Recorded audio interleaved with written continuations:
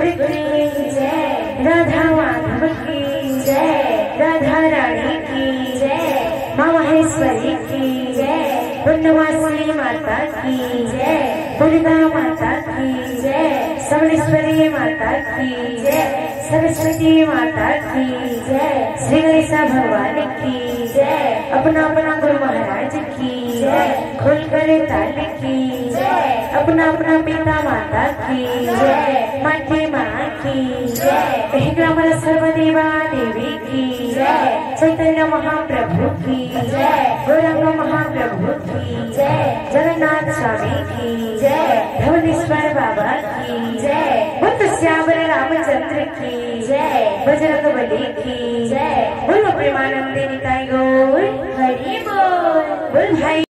राधे वक्रतुंडा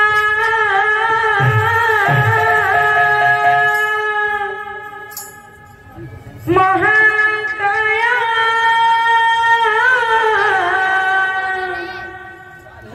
सृजकोटि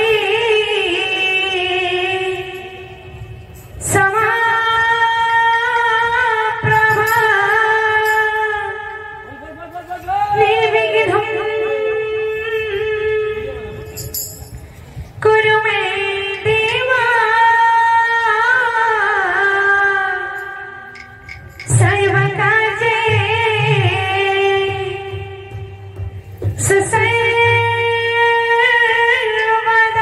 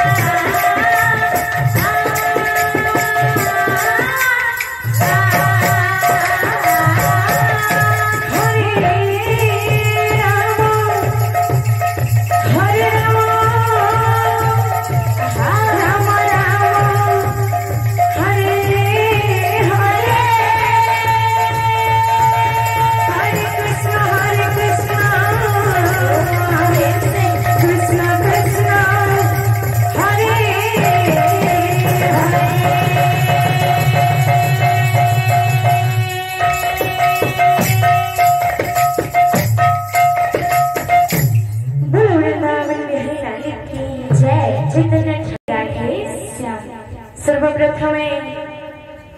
एक ग्रामाला पुण्यमंत्री मोर प्रणाम एखाने जिते भी उपस्थित अच्छा मोर गुरुजन वृंद मोर मामासी सबको मोर जोहार स्नेहर गुरुकुल भाई भौणी मान को मोर स्नेहर आशीर्वाद भल पाएबा बोल भाई प्रेम से राधेश बोल प्रेम से राधेश सर्वप्रथमे गाँववासी व्रत लगी हर बड़े दमा तपरे आके जाओ बोल भाई प्रेम से राधेश बोल प्रेम से राधेश नाम ब्रह्मा